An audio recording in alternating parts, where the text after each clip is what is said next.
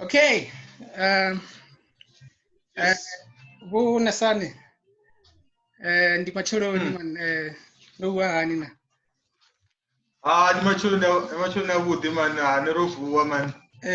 All is well. All is well. No, that's great, man. No was about the man. I almost didn't recognize you, because of the beard. No, man. Many people are saying that, man. So with this lockdown, I decided to make use of the opportunity, man. I haven't seen my beards. I'm in my 30s, and I don't even know how they look like. So good shot. For it. Yeah, no, those are the lockdown effects. Yeah, man. Yeah. Okay, let's get into it without wasting any further time. So obviously, we will start with Zion Afrika. And I can hear some very beautiful melodies of music in the background. And I saw the other day you posted on Facebook that there is some new music, I suppose. But before we actually go to the Zion Afrika, let us start with you being a gospel artist. You know? Okay. I remember in 2016, I think around that time, you'll correct me. And then, boom, Hulisani Nesane, a gospel artist. I must say that. I must say that for me, that was very unprecedented, you know, because I always knew you as a business corporate man, you know, and then all of a sudden, you're very right. And all of a sudden, how Hulisani is singing, eh? So how did that come about? How did that come about? You know? Actually, I'm not a gospel artist, but I agree with you that I did go to studio, release a CD, but I think I was not born or made for that. But I appreciate that experience, because what I'm doing now with Zion Afrika, that experience enabled me to understand, what goes into music in terms of the background, production, the stage, singing, talent. So it is unfortunate or fortunate that I released a CD, but when I define it, it was me, misunderstanding the purpose and the vision and the mission of what I was supposed to start, Then when that vision appeared on me, I rushed, to the studio. I spoke to Profiwa, we agreed, we went to the studio. But thereafter, that's when I realized, no, man, there's much bigger than what I'm doing, and I need to refocus this vision and the purpose. So that's what has happened. Yeah. And I can tell you, I don't think people, I don't think people will see me again on stage singing, I don't think it's going to happen anytime soon. I'm comfortable with what I'm doing now. Yeah, because here were my thoughts right at the time, and actually you coming to launch Zion Afrika. I thought that you going to the music arena was some form of a strategy, was that the case to strategize around? Because I think forming Zion Afrika as it is, I think like you have said right now that it needed one to have some background in music production and everything like that. Even if it wasn't a strategy, but it has worked as a strategy. I think. Perfect. You are very right. Yeah. That's what happened. But the gist of it is that when I define it, for me it was missing and misunderstanding the purpose of the vision that I had. You see, but as you have put it, it worked very much as a very good strategy because I can tell you with what we are doing in Zion Afrika on stage, behind the scene, production, studio, I'm familiar. I know what's going on. I can tell if it's not good for what we want to do. So it was a good strategy. I don't know if I can say a strategy in disguise, but yeah, it was a good strategy. Very good strategy. Yeah. A strategy in disguise. Yeah. You keep on referring to the vision. What was the vision then? Or what is the vision? After I kept, my music interest, of singing, I had to sit down and listen to what God is saying to me, and listen to my heart, understanding the passion that I have for music, the interest, and so forth. That's when I started to see this vision, growing. Before anybody else can even say what I'm seeing. Even now, what I see, I think many people are not seeing what I'm seeing. But the vision for Zion Afrika,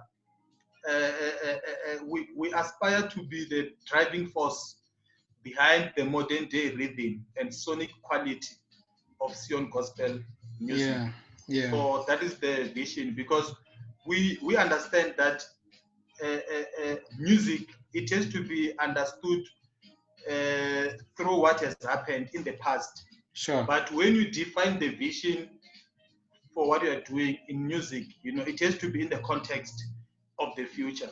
So that's our vision. We want to make sure that, whatever that we do, we can still sound as Zion, we can still maintain our identity, but people need to feel and have an understanding that we are now in 2020. So that is the vision that we have.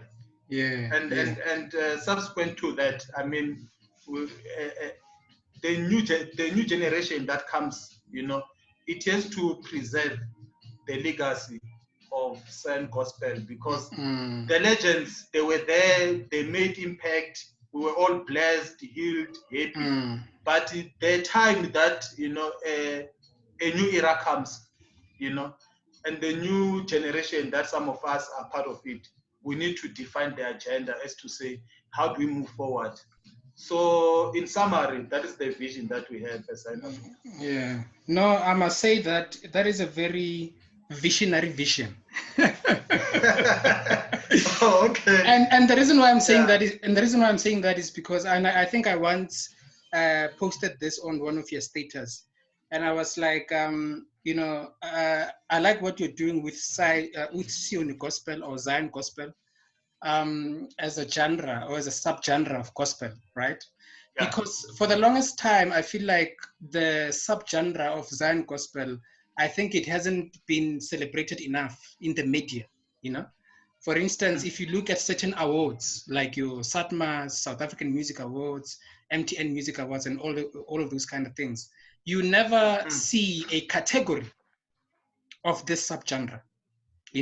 And subsequent to that, you don't see a lot of concerts and festivals that are mainly for this genre, So I think we didn't have platforms that really celebrated. I mean, for me, I think some people like Bo is saying, I think they should have scooped a lot of awards, because their music, even though it was Zion gospel, but it was cutting across. You get what I'm saying? So, and I think you are on the journey of that kind of vision.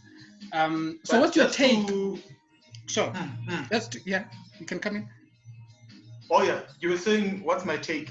Yeah, what's your take on this analysis, especially on this subgenre of Zion gospel? Yeah, I'm very glad that you post that analysis. I don't know if I should say I agree with you in terms, but differ with you in principle, okay, on what on what you are saying, because myself personally, I don't agree that we need to define Zion gospel music as a certain category. Okay. When awards are happening, because the gospel that we sing, it's African traditional gospel, right? Yeah. Yes, yeah. And if you go to SAFMA, there, Summers, sorry, there is category that says, traditional gospel. And that is the space that we need to participate, right? I will say, for one to participate with the rest in the industry, you need to be playing something that is competitive. Okay, sure. Without necessarily changing your identity, without changing your style of playing, your sound. But if you are playing something that is moving with time, something that is competitive, something that is of a good quality, right?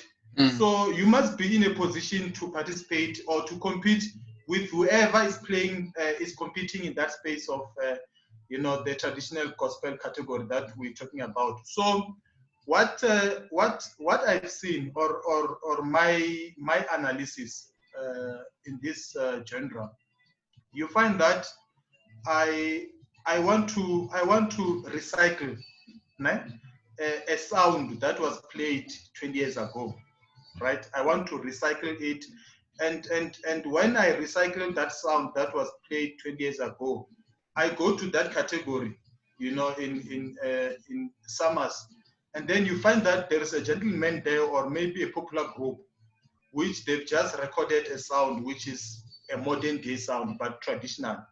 There's no way that you will compete and win in that category if you are still, your sound is still trapped in what was happening 20 years ago. So whatever that happened 20 years ago, it's supposed to serve as a source of inspiration, to serve as a template that this is the style that we prefer. But whatever that we do, we need to understand that the timing is different, the dynamics are different, the audience and the fans that we are composing music for is different, and we need to move with time. So going back to your point that you raised, I don't, not that I'm trying to undermine Sun gospel genre, but I'm not a big fan of saying in summers we need to have a category that says only Masion will compete in this category. For me, it doesn't have to be that way. If just celebration, they're singing a traditional gospel song, and I'm also singing a traditional gospel song, we need to compete in the same space. And for me to compete, I need to understand my counterparts. What is it that they are doing? What sounds are they playing? So for me, it's all about quality and understanding the context.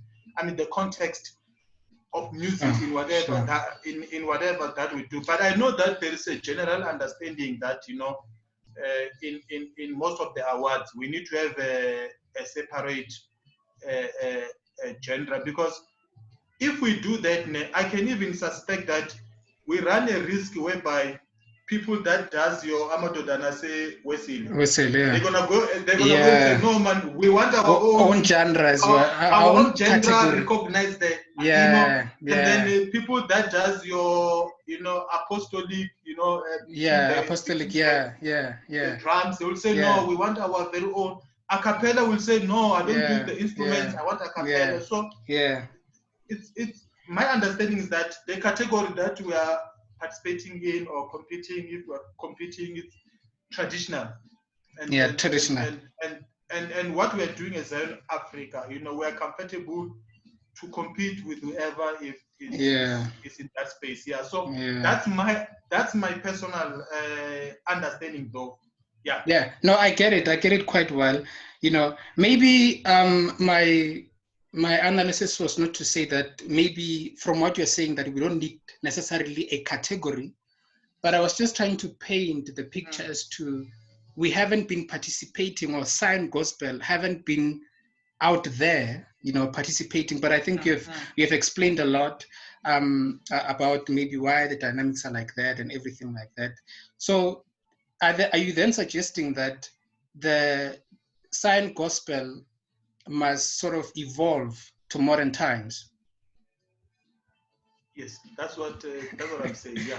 That's what I'm saying. That's what I'm saying. It's just that I'm trying to find. Okay, let me. I don't think it's a secret, but we can just use a well-known group, Just Celebration, right? If you can play Just Celebration 1 or 2, which was maybe 25 years ago, and you play Just Celebration 24, which is today. It's two different things.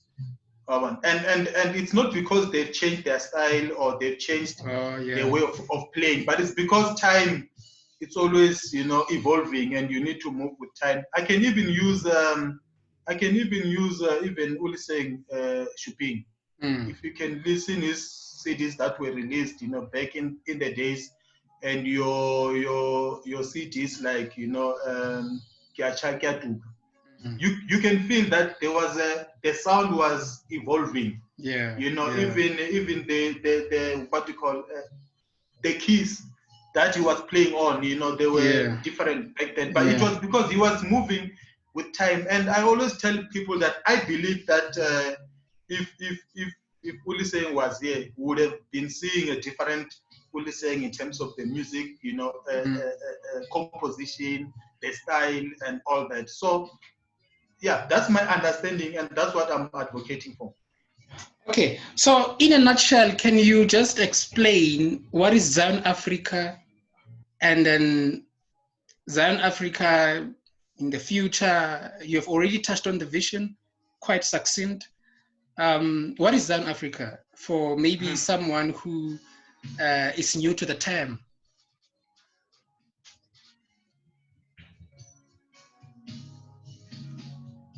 Yeah. Can you hear me? Yeah, but I didn't get the last part. Yeah, I was saying that, can you just explain what is Zion Afrika to someone who's not familiar with it? Yeah. Oh, okay. Zion Afrika, it's a very big movement, you know. Yes. And there are many things that we are doing in the background. I would also say many of the things that are happening in Zion Afrika, and those that are going to happen, some of them, they are centered around what I was, you know, doing as an individual. But when I say it's a very big movement, you know, we're looking into a publishing company for musicians. Number two, we're looking into building, you know, a recording studio, including a rehearsal space. Number three, you know, we are looking into a movement, you know, that can also participate in terms of social responsibility. You know, like now during the lockdowns, people are, you know, giving away groceries and all that. We want to participate in that space. And number four, Zion Afrika, it's a choir, a live performance choir, which currently, almost like I would say 60% of what we are doing, it's like live performance choir. That's how we see Zion Afrika, and currently we are also embarking on a process of moving into a television space. So that's how big Zion Afrika it is, and that's why without any hesitation, you know, for us to be prepared, we even went to extra kilometers of purchasing, you know, a 65-seater bus, you know, to make sure that we can be seen out there. So just to summarize that, as Zion Afrika, like we've been doing those things, but behind closed doors, you know. We although I said, you know, it was mainly based on my individual, you know, way of doing things. We've built a crash. We've delivered groceries. You know, we've assisted people. Even some of the musicians now, you know, we are assisting them. I won't mention name. There's a musician that we've just assisted about 2 weeks back. You know, he or she was struggling, you know, to get the music online. You know, we said, okay, what's the problem? No, I don't have this and that. Then we came into the picture. We assisted. As I speak now, the music is online. You know, many people, when they are hosting their events, you know, we also get involved, but behind the scene, you know, because ours is not to prove a point that we want to conquer this market and all that. But yeah, just to end this statement, 60-70% of what we are doing now, it's a live performance on stage. No, that's some great breakthroughs and great work there, Nesane. And I can hear some music in the background there. I guess that is Zion music. I mean Zion Africa music. Can you just Yes, Zion Afrika. Can you just feed us Nyana there on a Sunday? Let's hear what you have there in the background. On a Sunday. On a Sunday. Okay. And this song is by whom? Our music, you know, how we're doing things, it's different. These songs we haven't really identified lead singers. What we have done so far, we have recorded about 35 songs, you know, that are different in terms of the sound and all that. And just before the lockdown, we were going to do the backing vocals, but unfortunately we had to pause on that. So after doing the overdubs, the backing vocals, that's when we're going to identify the best lead vocal, depending on what type of the song it is. But this one, I can tell you without a doubt that it's going to be led by minor reps. Yeah. And Konila Mola. The song is called Jesu Kiporo, Royali Wodimo. So are you? Yeah. So then you are sort of. This is sort of similar to the Joyous Celebration model, isn't it? Without fear of doubt, the concept they're built on the same principle. Yeah. Super. Yeah. So when the CD is done, we're going to have plus or minus 33 songs, different artists leading the songs, you know. So this and we've made sure that each and every sort of like, you know, melodies that you find in Zion Gospel is there. So it's gonna be a very great CD, like in studio. That's some great melodies there, man. We're looking forward for that. Yes, let's change the dynamic for a bit now. You mentioned something about a bus earlier on, that Zion Afrika, you know, you even purchased a bus. I saw you posting with some buses and some horse and trailers, big machines there. And it brings me to hooks. I don't know if that's how is it pronounced. Is it pronounced hooks or? It's for the better part of it, hacks. Hacks. Yeah. You know, hacks legacy. You know. Yeah. What is hacks legacy?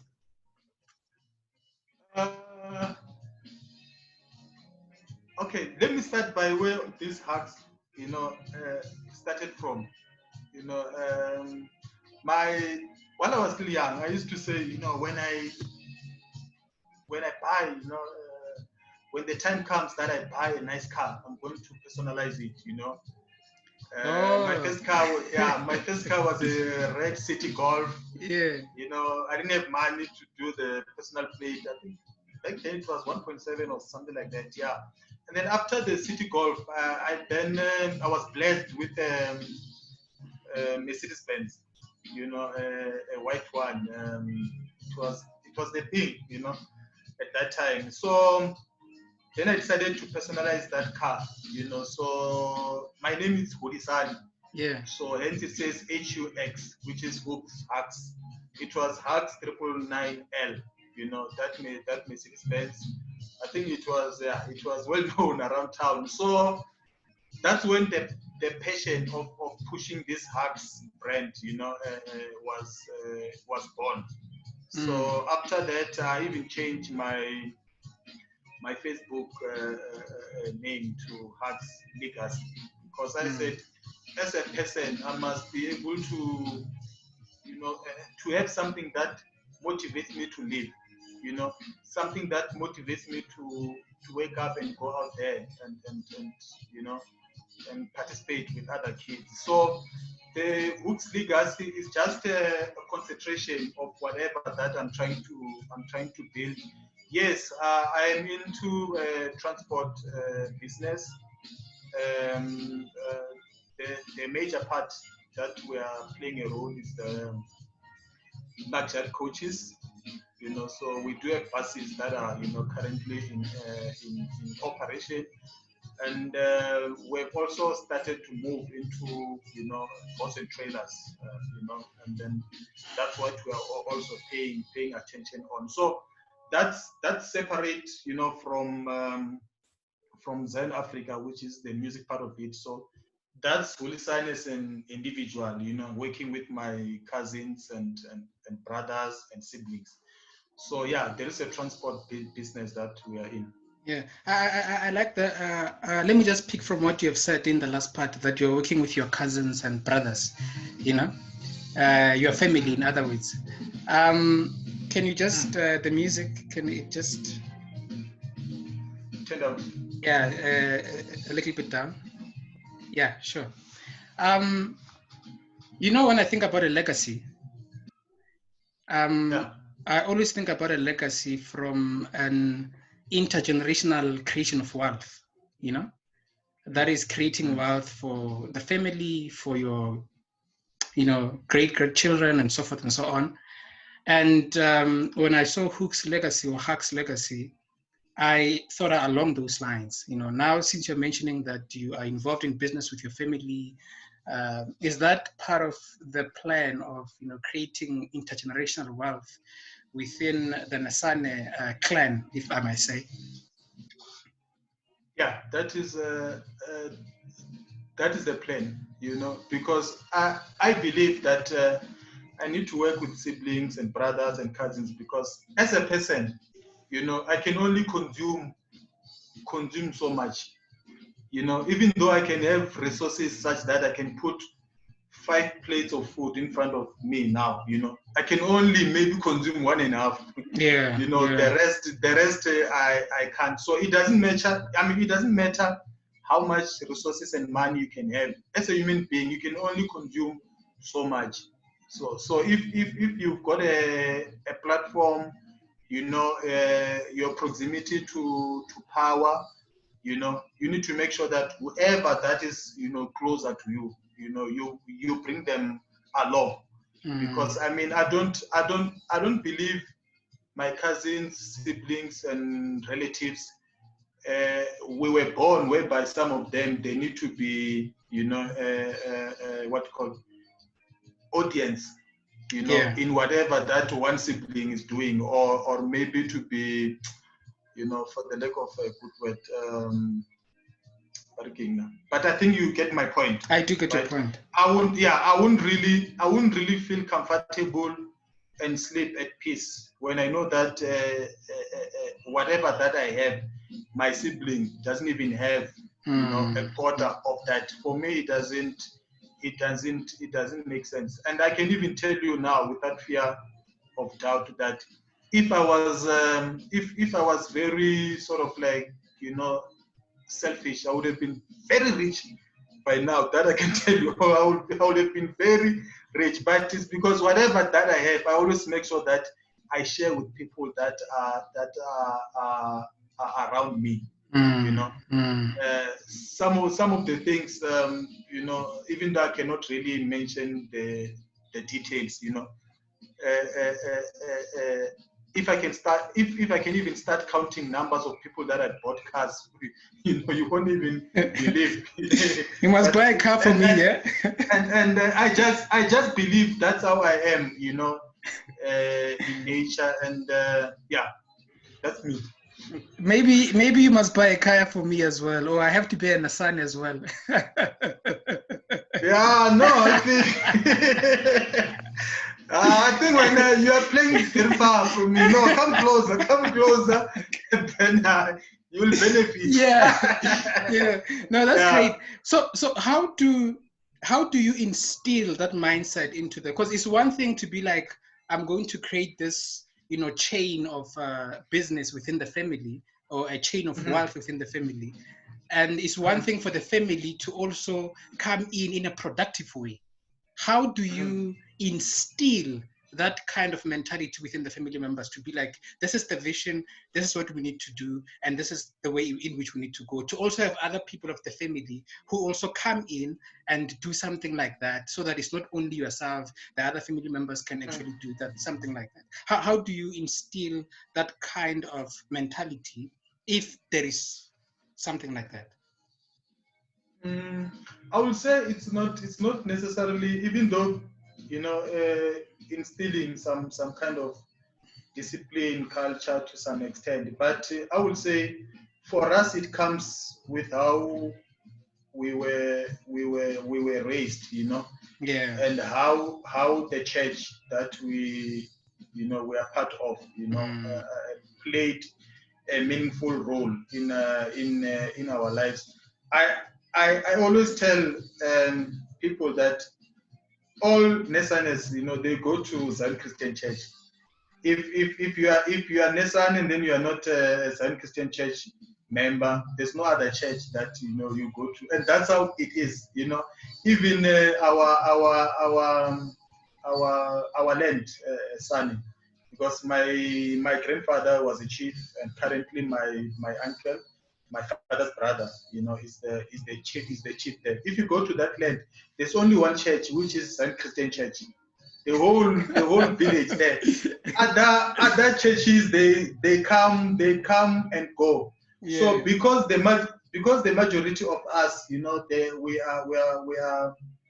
are raised and groomed under the umbrella of Zion Christian Church. It comes with that discipline, that culture of harmony, living together, making sure that if you see your brother, limping there and there or struggling, you have a sense of responsibility to assist. Yes, there are some sessions where we sit as siblings, cousins, trying to to polish each other there and there in terms of way of living, challenges that we are confronted with, in life. So mainly I would say the church is playing a very big role. I mean, my father is a chairman in the district ministry there. So it's Mahudu. So you always make sure that we're always on track. So, and yeah. So you're a PK, a pastor's kid, as they call them. PK, pastor's kid. Yeah. I don't know, maybe, but yeah, you are. If your father is a chairman. No, I just mean to say that you are as a pastor's kid, not to say that you are a kid. Son, yeah. Or a pastor's son, yeah. No, I in that context, in that context, I agree with you, Yeah, no, I don't mean to disrespect with this. The thing of PK, there's even a show, I think, about PKs. You get what I'm saying? So I was kind of just that it sounds like a lingo, but I know what you're saying. I know that program. Yeah, I know that program. Yeah. Okay. So you are a registered professional architect, technologist, and a certified facilities manager. Professional. Professional, right? Yeah. What is that, and what do you do? Because I see, like, after your name, there are this letters, PR. I guess they mean for the registration suffix of the suffix is there. I guess they mean for that. What do you do? Like, when you say I'm going to work today, what do you get then do? Okay, let me explain what are those suffix. Those are suffix that are, or prefix that are normally used by advocates, whereby instead of using your general Mr. Mrs., you put ADB, which is Advocate Nesane. So the industry which my career is underpinned, it's built environment. By profession, I'm a registered senior architectural technologist. One of the major projects that I was involved with was the extension of Tambo Airport in preparation for 2010. So when you see that train station at Tambo, I was part of that production in doing that drawings and all that. And then the CF Prof, that's a certified facilities professional, meaning that in that space of facilities management, I'm that like an expert or a specialist. So you normally get those titles, after many years of studying and experience and all that. Yeah. So I'm also an academic person. I love education, even though I wanted to announce my PhD graduation as a surprise. Announce I here. cannot announce it. I cannot announce it, but I'm also an academic person. I mean, I've also worked in the higher education space, facilities management. Yeah, like for instance, I was also a Secretary General of Higher Education Facilities Management Association in SADC. So I was the chief administration officer of that association back in the days. I think I once posted some sort of like the page containing the exco of that committee. I've also participated in there was a special infrastructure committee that was once established by Minister Blake Zimande in his first term of higher education in ministry. Yeah, I was also in that committee. So yeah, I am an academic, and I've studied architecture. I was in PE, Nelson Mandela Metropolitan University. I've also studied at University of Pretoria. I've also studied at Wits University. I've also studied at University of Johannesburg. I've also studied with the Management College of Southern Africa. So yeah, I've studied a lot, man. So you have a lot of belts, I've studied a lot, yeah. But unfortunately, my goal was that I will only purchase the PhD, regalia. So all these regalias that I was using when I graduate, I hired them. Oh, I see. So I see. Even the belts, yeah. So I hired them, but the one that I'm going to purchase is the PhD one, yeah. So the PhD is loading. Yeah, the PhD, it's uploading, it's downloading, it's loading, everything. That's very great to hear. That's very great to hear. Now, you seem, for me, you come across as someone who likes vehicles, those with 4 pipes, the big machines. Oh yes. And I remember this day I will never forget. I remember this other day. I don't know if you remember. You actually took us from OLS. We were at VETS at OLS, where we normally have. Okay, OLS, yeah. Yeah, and you actually gave us a lift to the bus stop, and it was a Porsche Cayenne. Yeah. Man, that thing inside felt like a mini heaven, eh? Okay. So I'm interested to find out, where does this love for cars, come from,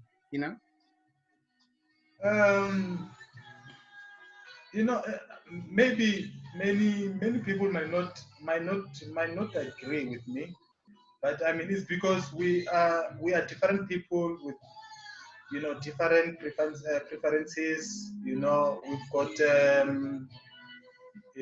affordability in different degrees and all that. But yeah, man, I love cars, man. I love cars, and sometimes for me just to look at them, yeah, to say, oh, okay, you're the Popeye. Okay, there's a little bit of comfort that and stress relief that happens, and I mean. Cars are beautiful, they're comfortable, and all that. So for me, it's a combination of something that can move me from point A to point B, including comfort as well. But I'm one person that I always say I don't like the car to define my standing in society or my status.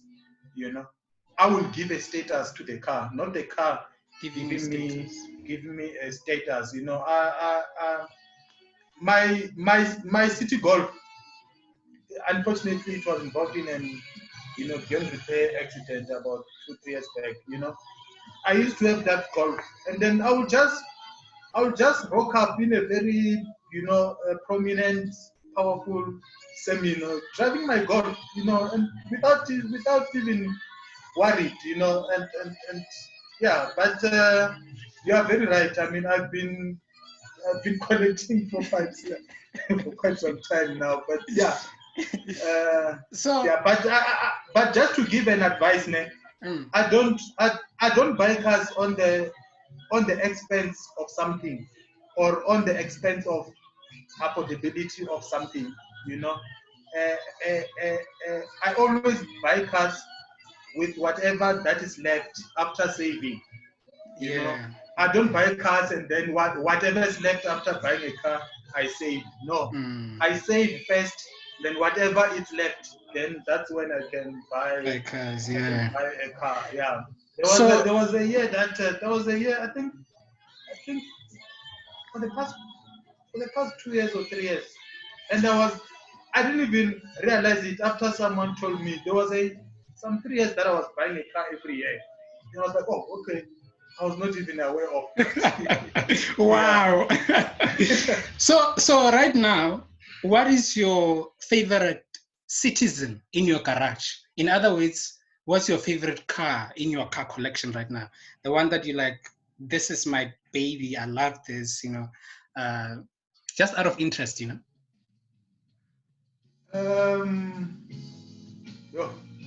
don't want the dealership coming to me and say, how come? But I mean, I will say, I don't know, man. But the Range Rover, it has something, man.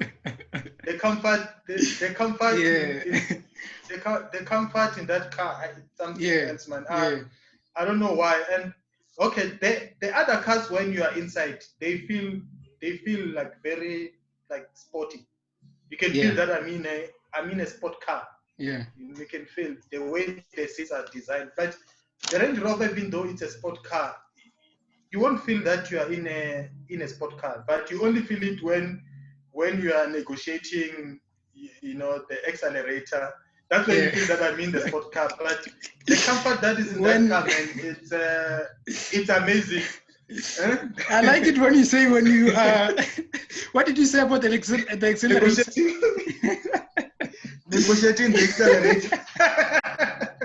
So you're giving the accelerator some baptism there. Yeah. Negotiating. Are you still there? I like that. No, Hulisani, thank you very much for this conversation, man. And just parting, you posted this on one of your posts. Maybe you might not remember this, but you posted and you said, I quote, okay. I cheated on my fears, broke up with my doubts, got engaged to my faith, and now I'm married to my dreams. That was a post from you. I think this will be a very powerful. I think it will be a very powerful post to leave this conversation on. Just expatiate on that. It was very interesting for me. I was like, wow, okay, expatiate. There, there was also the technique of playing with words there as well. So you are poetic. Yes, man. I've written poems. I've written poems that some of them were published in. I've done a lot of things, man. While I was at varsity, I was also a journalist. For a campus magazine. I was done stories and all that. I also, while I was at University of Venda, I also wrote poem on one of the university, magazine and all that. So yeah, but going back to your question, even though I'm not the author of that, but I think that quote was defining me.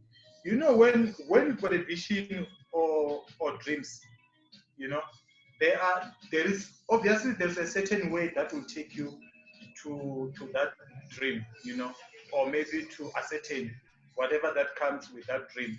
But what you need to understand is that what is it that can, you know, serve as an obstacle for you to achieving that dreams? You know, it can be fear, it can be, you know, a bad company, it can be lack of motivation or inspiration, you know, it can be, you know, a challenge of not understanding yourself, right? And if you can master those kind of challenges that can affect you to attain your dream, you know, you'll always find way of divorcing whatever that's a challenge. You'll always find a reason of running away from whatever that is an obstacle, so that you can focus on your dream. And when you are married to something, that's a huge commitment, because marriage it's a definition of a long-term commitment, you know, and that's why I had to agree with that quote that I am married, you know, to my dreams. I was trying to also tell people that, you know, I've got a long commitment, you know, and agreement with my dreams, and I'm not going to allow any obstacle that will come as a challenge. Whatever that comes as a challenge, I will embrace that. So I'm very determined, and then I'm very focused. There's a quote that I once posted, I think, I can't remember, but it says you must be focused and determined, such that at times you can even say no to a good advice. You know? Yeah. I can't remember if I once posted that or not. So yeah, I like that quote, man. I think it was giving me inspiration and power to move forward in whatever that, you know, I'm doing. Yeah, Hulisani, for you to be here on Unscripted and to have this conversation. Continue to shine and continue your work, your great work with Hearts Legacy, with Zion Afrika, and everything that you do. Just keep on shining. But thank you for this conversation, and hopefully you have a very great Sunday. No, thanks, man. Just to pick up lastly on something that you mentioned there, you know, shining as a star, you know. And I always tell people that we are all stars, and we are all shining. The only difference is the degree in which we are shining. But every human being is a star, and we are all shining. The only difference is the degree in which we are shining. So thanks for this interview. And I think for me, it was also, you know, just to keep me busy during this lockdown. You know, you can see my guests are there. So thanks, man, for thinking about us and Zion Afrika, and also appreciating what we are doing. I think we'll always be indebted to the support that people are showing us. I mean, without people out there, you know, whatever that we are doing for music and all that, I mean, it would be meaningless. So thank you, Ben. Thank you, man. No, I think that is a very powerful outro to leave this meeting. Oh, okay. Thank you so much, Nesane. Yeah. No, thanks, man. God bless you. Thank you.